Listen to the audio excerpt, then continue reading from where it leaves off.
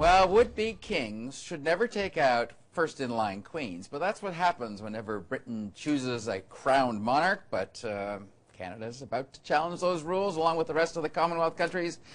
Heritage Minister James Moore introduced legislation today to bring us all up to the modern-day era. He's here with us in the studio with me. Welcome to the program, Mr. Moore. Why, in 2013, are we finally getting around to allowing firstborn women to be the automatic heir to the crown? It's a change that actually hasn't come up. It gets debated sort of tangentially whenever the concept of the crown is discussed, either here or London or elsewhere, and it's kind of a side debate. But the reality is, of course, when Diana, the Princess of Wales, when she had her two sons, the subject didn't come up because there wasn't sort of there was clarity of who would be next. And so now, of course, when the Duke and Duchess of Cambridge, or Will and Kate, announced last year that they were expecting sometime, in the spring to have their firstborn, then the subject obviously came to life again. And so because of that debate, this is a request of Her Majesty the Queen to make these changes. And the Prime Minister obviously agrees with it. So do all the Commonwealth countries. And these changes, I think, it's a modernization of the Crown. They've made changes in the past. It's a modernization, not only so that if the Duke and Duchess happen to have a little girl as their firstborn, but also to stop the prohibition from a future heir from marrying a Catholic.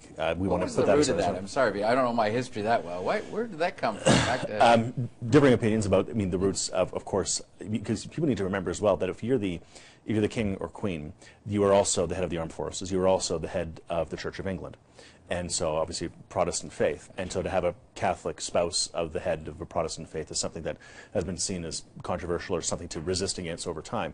But with modernization and sort of pluralism and greater acceptance that spouses can have different faiths, this is something that has obviously been pushed back. And also because the prohibition was specifically against Catholics, not against other faiths. So obviously it was a singling out of a faith to whom a heir to the throne could not marry, and so that's something that is also being addressed in this legislation. Is this bill constitutionally bulletproof as far as you're concerned? Do the provinces need to have a say, or have they? No, it doesn't. That was part of the concern. I think that was sort of raised a little bit today by the media here in the press gallery, sort of a question. It does not require constitutional amendment. It only requires legislation. In all of the 18 countries in the realm that have to make this amendment in concert with the legislation that's before the UK Parliament, not one of those countries has to do, including Canada, has to do a constitutional amendment. It only requires legislation. And in fact, in only 4 countries, the UK Parliament, New Zealand, Australia, and Canada, does it actually even require legislation. All others require simply a letter that they will agree to this change. So that's our process. We've put forward legislation. The Prime Minister announced this over a year ago. Yeah. Provinces who are not shy about letting the government know when they agree or disagree with any of our initiatives, raised no concerns about this. In the Parliament, I gather the New Democrats, Liberals, Elizabeth May, and even the Bloc Québécois have said that this is a reform that is common sense. Now, one thing you did as Heritage Minister last year was celebrate 2012, the War of 1812's 200th anniversary, as well as the Queen's Diamond Jubilee over here. The Prime Minister yesterday announced 3 new parties, or at least 3 new celebrations. Sir Johnny Macdonald's 200th birthday, the 150th anniversary of Confederation, and 100 years after the Emirage.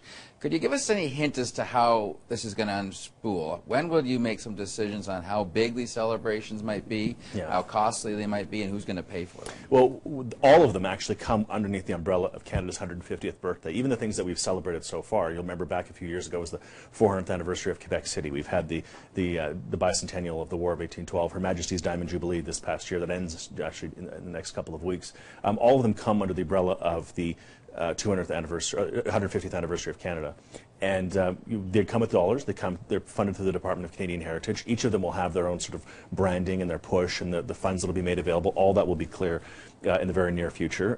But Canada's 150th birthday is a once-in-a-generation opportunity to talk about Canada's history, the great things that this country has accomplished, the challenges that we've overcome.